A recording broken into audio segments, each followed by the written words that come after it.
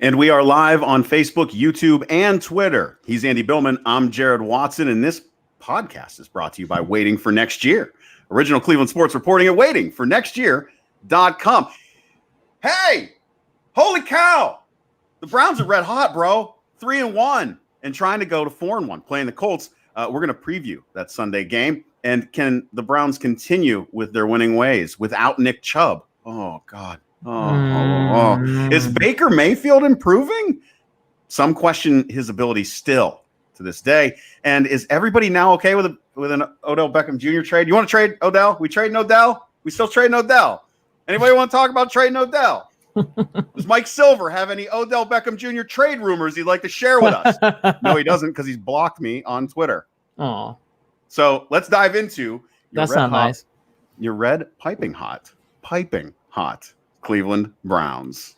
This is your easily digestible Cleveland and Beyond this today, because I'm not going to lie, I'm going to vent. Today's been one hell of a fucking day. Get it off your chest, Andy. This is, listen, you know, let's just vent this out. Like, I'm going to be sitting at some sort of outdoor activity hub in a bar with a lovely young woman, and we're going to have a great time tonight and take out all of the energies of the week on a simple. She doesn't know what's coming, huh? This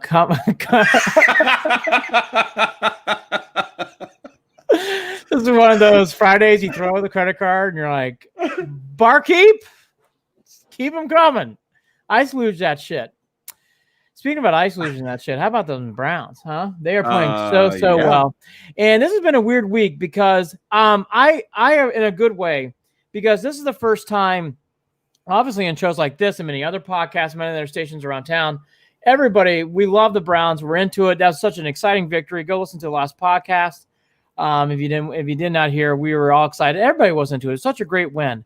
But nationally, for the first time, Jared, I really started seeing the headlines, in The Athletic. Brown, hang on. Are they actually going to play competent football in Cleveland, which is kind of jerky, but 5 reasons why it's time to believe in the Cleveland Browns. National headline in the Bleacher Report. NFL.com, time to celebrate. Good times, Brown fans. You could feel the national narrative. People are pushing the Browns. People are loving the Browns. People are getting into this. Yeah, I don't like that. Yeah, I mean, it's really, really after that big win and Big D, it has taken off and has been very. I mean, you can feel the energy, and it's great. And I just want to lead off by saying I think it's a very good thing, and obviously I think it's a very good thing, and I think it's very legitimate. That's why I'm saying that. It is a very good thing, of course, but it's very legitimate. This team's very good. They've earned that 3-1 record.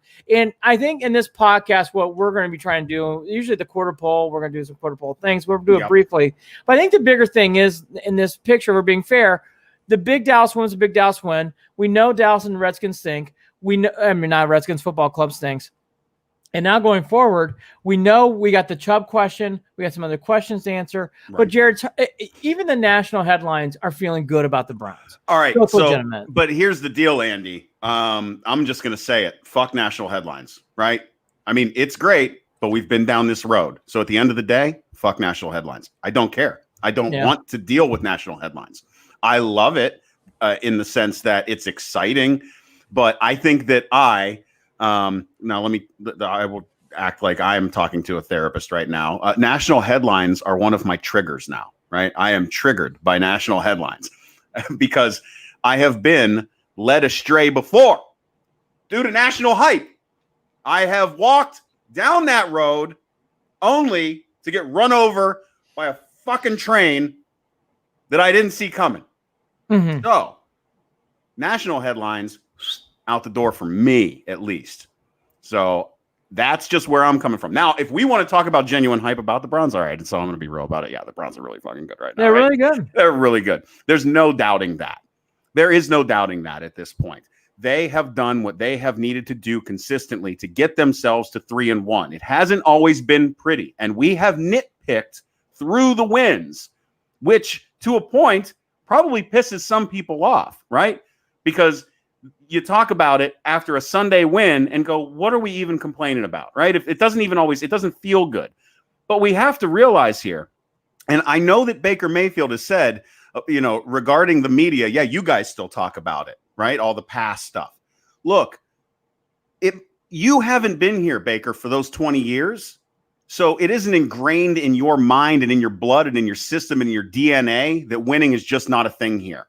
It is for the fans and it is for the reporters, right?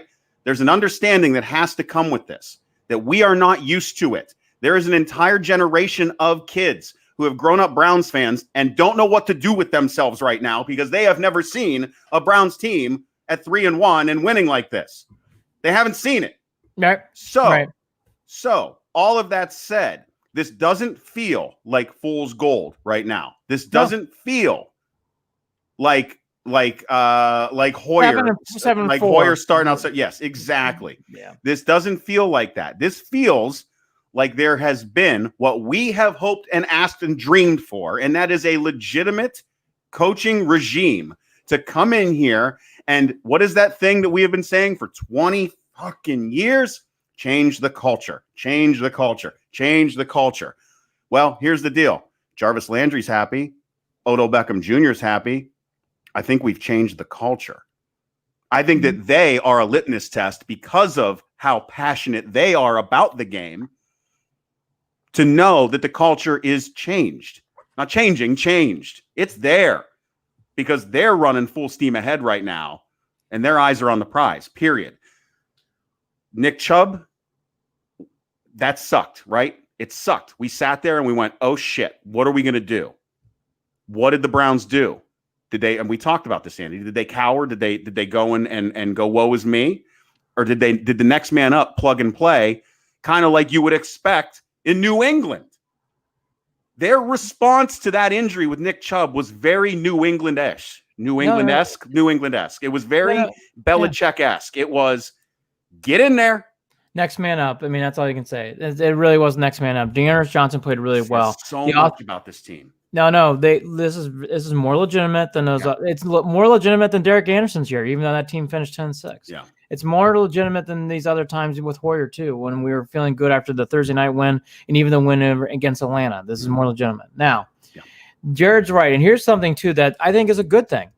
The Browns are winning. The Browns have room to improve. That's why I like this a lot more. At times, you felt like they could squeeze out. If we're being fair about Hoyer, it felt like at times, even in that year, everything just landed perfectly. In this team, we see things to improve on. I don't think that's a bad thing. That's what you should be saying, because that means that this team has room. That's why I'm very excited, because I know there's things for this team to go up. I'll get to Nick Chubb last. I actually want to bring up Baker. I think Baker has really been drugged through too much here in the last 2 weeks, being negative. I have said this, I'm going to pound this. I have been hard on him, and as everybody has at times, I do think he's an effective game manager. I don't think it's negative to say. I also am seeing small improvements from Baker each game. I'm seeing him improve from the Bengals game to the Washington Football Club game, to the Washington Football Club game, to the Cowboy game. I'm seeing small improvements each game. And I'm seeing things where I can see him growing and feeling more confident. Like I said, in the Cowboy game, I saw him step up in the pocket. I didn't see that in the other two wins. So even small things like that, I'm seeing things. He's not throwing interceptions in the last two games. That's a small improvement. So like everything with Baker, I think the one thing I don't think is fair is, even though this team's a run-first team, it doesn't mean Baker Mayfield's playing poorly. Even though Baker's not throwing for 400 yards, doesn't mean Baker's playing poorly. And I just want to state that. I think people are being way too hard on him. And I think people are being – and I think it's a happy medium. Again, I don't think he's Dak Prescott. But I don't think either he's playing like Trubisky. I think he's somewhere in the middle, and I think he is improving, which I like. I think we're seeing improvement with Baker, and it's being overshadowed because of the great offense and because of the great Myles Garrett and because of the greatness of everything else. I just want to get off my chest. I think there's been too much on him in a negative way. I don't think he's playing as poorly as what's being touted or reported on in headlines. No, well, so here's the deal. When we talk about Baker over these past couple of games, we're talking about each game individually, and we are picking at certain things. But when we look at the collective, of the 4 games together at this first quarter of the season, and when we break it down by quarter, not quarter in a game, but quarter of the season, then what we see is a guy who has genuinely been consistent at 2 things. He's been consistent with his pass percentage completions, right there in between in that mid-60s, and he has been consistent with not turning the ball over. He's gotten better at that actually over the past 4 games. So those are two very important factors in what this team needs right now. And it goes right back to the saying of game manager. He does not need to win the game on his own right now. He can be a game manager at the moment, and that is fine. He is also making passes. Look, their red zone rating right now is incredible. It is. They're scoring touchdowns. And those passes to Landry were darts on third down. That pass to OBJ later in the game was a dart type of play. He makes big passes, and he's throwing the ball away. Yep. I didn't even see that in the Bengals game. He's throwing the ball away last week when he gets pressure and doesn't have anything open. He's doing small things. Again, I don't want to overharp this too much because he does need to keep improving now. And I think he will. Now, look, time will tell. Maybe in 3 weeks, I'm like, well, he regressed or he stayed the same. You do hope Baker keeps improving like he has, and I think he will. All that to be said, I'm telling you, I don't think it's fair for how much shit he's getting thrown on him right now. I just don't.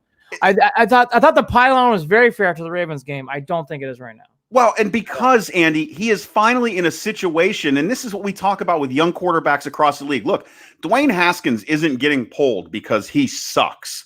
He's getting pulled because he is surrounded by no one offensively and no one on a coaching staff who knows how to handle that offense and that team, period. That's why. That is why these young quarterbacks get dragged through the mud, and because they don't have a chance to develop. And this started years ago when we started drafting quarterbacks, and instead of having them sit behind a veteran, they went into this plug and play mode because teams started getting desperate and they started throwing these guys out there, right? I mean, that was something at least that I feel like happened in my lifetime, that transition of teams being more likely to throw these these rookie quarterbacks out there. I agree with you. I do. I don't want to go down this road. I do think Haskins stinks right now. All right. Well, Haskins not playing well. But my point is, why is Haskins not playing well? Well, he's getting. Why did Baker look like Baker looked like we were going to possibly have to get rid of him after last season? Correct. After game 1 this year, Baker was very concerning. Baker was very, very. He actually needed to win that Thursday night game against Cincinnati, and he did. And that was a great win to regain stability, and he did. And he did that well. Now, again, I don't want to do the Haskins things. That's a different podcast. My point is he's got support where these other guys don't. That's the end. He has support, and he's also making throws. I'm even seeing making throws I didn't see from Haskins. I'm certainly didn't see from Trubisky. Oh, yeah. And I'm seeing more. There's more there than what's being said. That's my only point here. Right. Now, so if we're talking about, I mean, we can say ceilings, then obviously Baker has a higher ceiling. He has a higher ceiling. Absolutely. And that's my point. I just think people don't, just because your running game's leading the way doesn't mean your quarterback stinks. But it's a nice way to reset if your quarterback is stinking.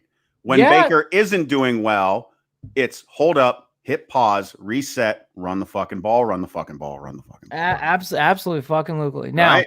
Now, the Nick Chubb scenario this week is big because we're going to see these next 4 to 6 games. I'd be surprised. I'm going to put 4 to 6 because I think that's the average.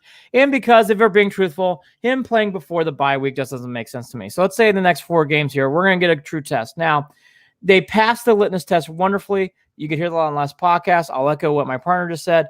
That was the best thing about that game to me was the Browns not only did not get into tank mode or did not go into depression mode or did not let that injury affect the game. They went into full steam ahead. We're going to win this game. Dearness Johnson and even Dontrell Hilliard have been hard on, played really well. Now, it's another thing to do that against the Colts, who have the number 1 rush defense in the NFL. So there's a lot more to be asked. Now, the good news about the Colts, they have a linebacker issue problem that's been talked about a lot by Tony Grossi and others. So there's going to be opportunities in this game to run still. Mm-hmm. I think you need to see Janovich a lot in this game. I think it's going to be very important to have fullback in there. I think it's going to be huge. And I think the other thing that people need to realize, I don't think it means it's a Kareem Hunt show. I still think you're going to see split back time. I think you're going to see Dearness Johnson and Kareem Hunt. I don't think it's going to be Kareem Hunt all the time. And I think that's okay. Dearness earned it. Dearness earned it last week. He did, yeah. Off the bench, pinch hitter, and just did it. Just went out there and did it. Get up and do it. And he did. I just think, again, there's been some misnomers. I think that's another one. I think for this game, the big key is if Baker keeps improving the way I think he has been, I think the Browns are going to beat the Colts because that's going to be needed in this game, because I do think he's going to need to make even some more throws than he has in the previous games, because if you're playing the number one rush defense, even with the linebackers being hurt for Indianapolis, you have to figure, Jared, that they're going to, without your best back with Nick Chubb, you're going to have to do more in the air. Not a lot, but enough to get by. And again, I can't state this enough, the fullback in this game is important for the Browns. I would really be putting him out there at all times to help alleviate that pressure, and they will, to get him in open holes.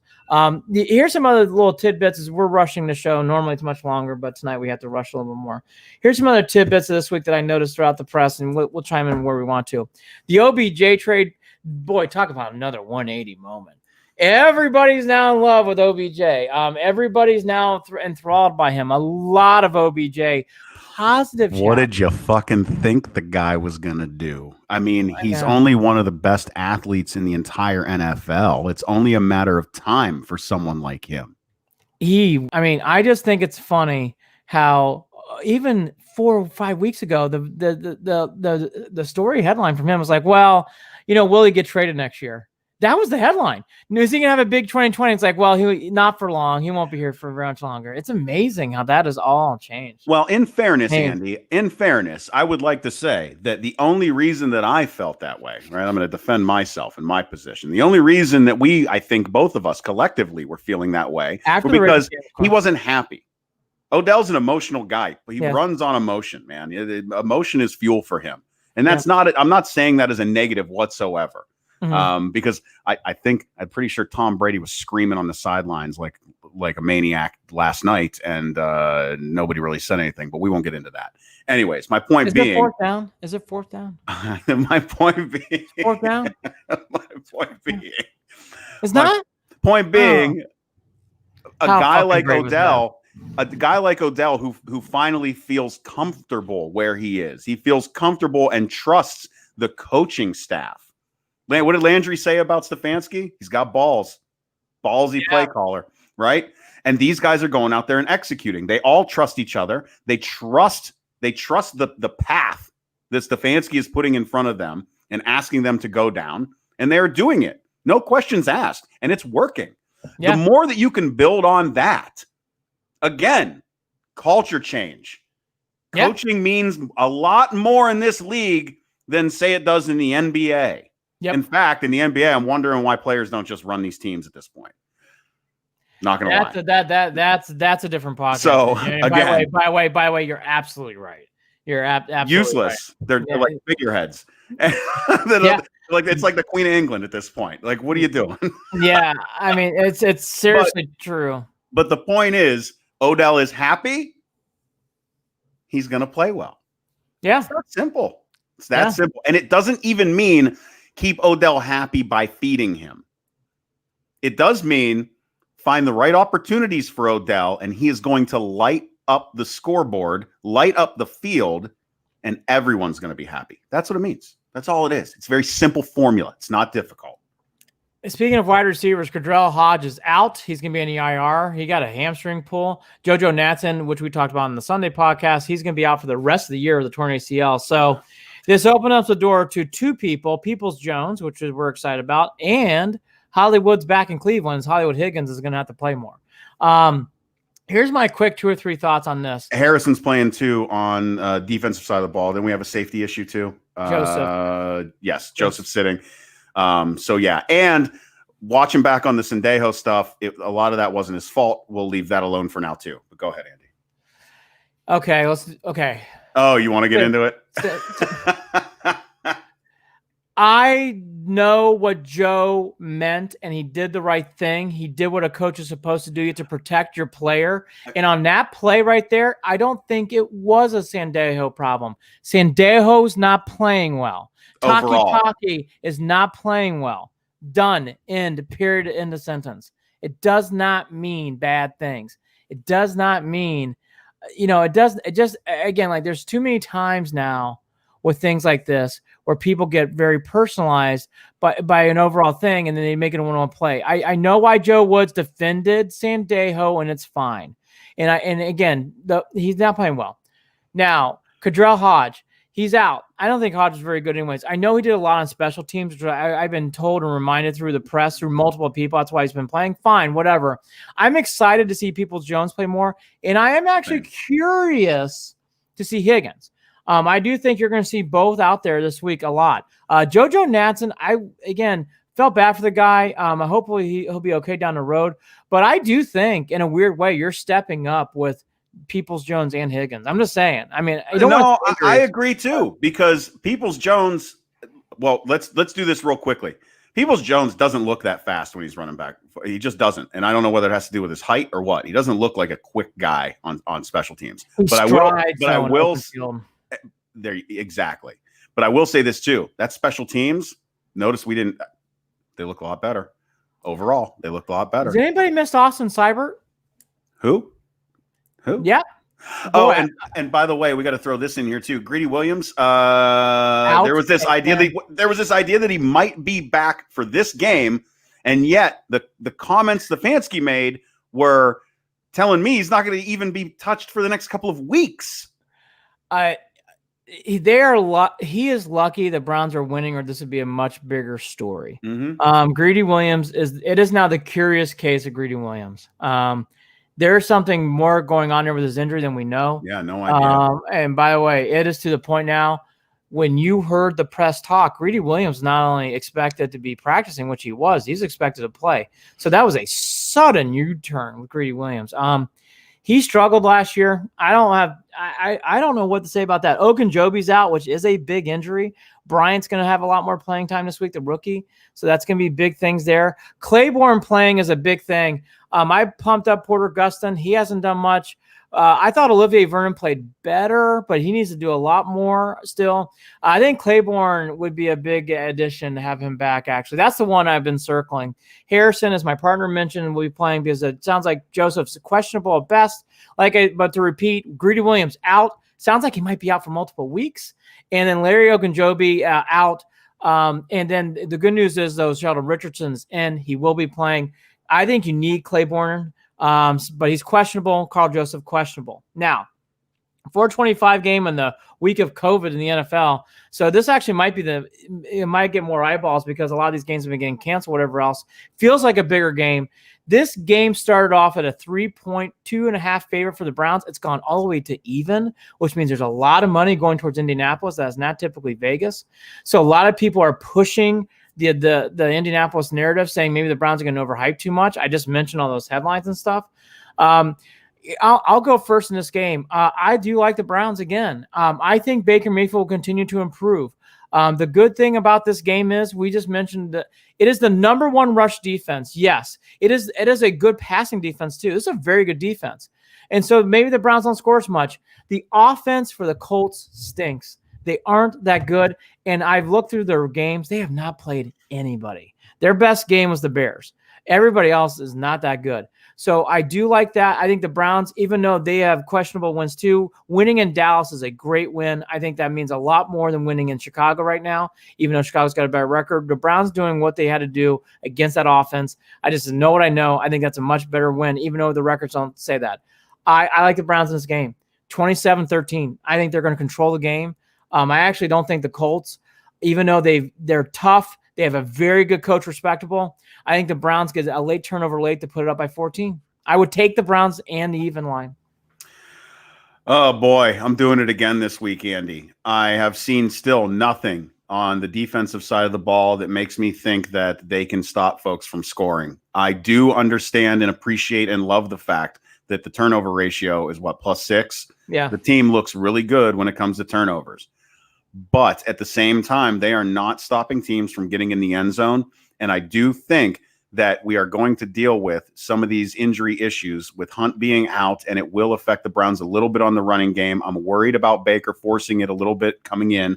So let's see what happens, especially with Higgins. Let's see what happens.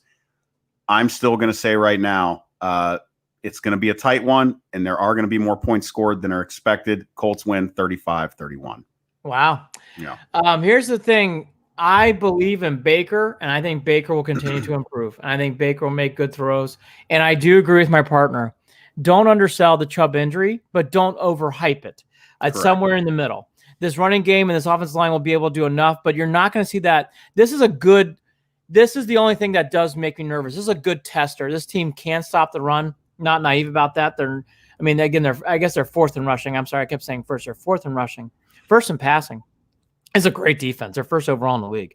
So a lot going into this game when it comes to testing this offense. All that to be said, I do think Baker's improving. So because of that, I take the Browns. This is one of our more quicker podcasts. I actually sadly have to run to an event. Yeah, what's your heart out? Sorry, asking you right now on air. I can't remember what you said. Is it quarter after? Yeah, quarter after. So we're about. I'm watching the clock, brother. By the way, EJ Scola, thank you. Believe Land, that's right. And I love our boy EJ. He's got all sorts of fun things that he likes to text throughout the show, which is good to see. Believe Land's right. Believe Land got a lot of plug this week by my boy and Ernest Biner put through it out there. I know. Yeah. I love Ernest. If EB's ever listening, I say hello. Yeah, EJ always commenting on Facebook. Thank you. Yes. We'll do a much longer show. I'll do this live on the air. It is a later start, so I don't know if it'll be Sunday night. It might be Monday because the later start. These games usually don't end until 7:30, 8 o'clock. So we'll see. It'll either be Sunday night, Monday. That's all I'll say. We'll do one or the other. There's a lot to go through with the Indians. I want to pocket that for that show. Yeah. I'm glad to hear Francona out in the press. I'm glad to hear he's doing better. We'll get into more of that later. I am very into the college football this weekend. Miami, Clemson, Bama, Ole Miss, which is a fun game. The Red River rivalry, which is no red, it's just a river. And those two teams not playing well. Tom Herman getting hammered in social media this week. And then, Florida keeps doing what they do against A&M. Best Fridays in football. Watch all that stuff. Holly Wetzel's great. Kaylee Waterhouse is great. And then finally, exciting. It's Friday night here if you're listening to this podcast. Exciting stuff. LeBron should be winning. I mean, again, I don't want the Lakers to win, but I like LeBron. I want to see LeBron do well. LeBron's going to win his fourth ring. Yep. I wearing the Mamba jerseys. Yeah. I really do. I have this is how it goes. They're wearing those jerseys. LeBron's going to. I know it's that cliche of flipping the switch that folks love to say. LeBron's switch will be flipped this evening. Yeah. So get ready for that. And all right, last question then before we head out. Are we talking about where does this put LeBron on the conversation with Michael again? Now that it'll be his fourth out of 10. I actually will put it in this level. He's not Michael, but he's in the world of Magic Johnson and all those other guys like Magic, Kobe. He's in that world. He is. To have 4 championships and 3 teams, that's pretty damn good. That's really, really, really damn good. And I'd still, if it was a pick'em, I'd take LeBron over. If it was a pickup game, I would be taking LeBron over It's Michael. very, very tough. You can make an argument. I love LeBron so much. I don't want to. I feel bad. I still would take Jordan. No. All right. Well, then my team would beat your team. I love LeBron. I don't want to shit on LeBron. I don't like this question. I just know, I really believe, I'm being truthful, Jordan was the best I ever saw. And that's not a slight. I know it's not. I know it's not. I don't think any of it. That's the other thing is that the overly polarized conversation drives me up the wall. It's not that. Listen, it's not that deep. It's not that deep. It's a good conversation to have, but it's not that deep.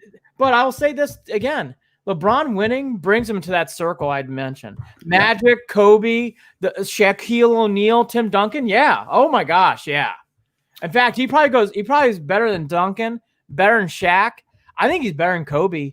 And he's in that. I thought Magic Johnson's one of the best players I ever saw. So he's in that Magic world. I mean, really, might be better than Magic. EJ again on Facebook. 4 wins with 3 teams. GOAT. Yeah, I know, right? Folks are gonna feel that way. I'm telling you, that is not a. Very fair. Hey, so I'm gonna count that as your final word, Andy. I'm not gonna throw it back to you. Is that okay? Good. Yes, my dryer's ready. Time to go. I normally never have to go anywhere Friday nights. I live a boring dad life, but tonight is not that way. I do want to give a quick shout out to Evergreen Podcasts. Thanks for taking us on. We are proud to be a part of Evergreen Podcasts. I know that we still push waiting for next year, of course. Great friends with Craig and the gang. Love them. And love those guys. And but we are absolutely in just over the moon. I was trying to think of something that didn't sound corny, and too bad it came out corny. We're thrilled to be a part of Evergreen Podcasts. Look out for more. We might even have a press release coming out. It's going to be good stuff. And we're glad that you're still listening. We're going to try to find some more listeners, and let's build this sucker up. Share it with your friends. Do all that good stuff. More to come. Go Browns, go! Sunday night, Monday, much longer podcast, much more regular podcast. Whenever it is. I said you were done, Andy. I know. I fucking can't stop talking. He's Andy Billman. I'm Jared Watson. Take care. Go Browns! Roll Browns, roll!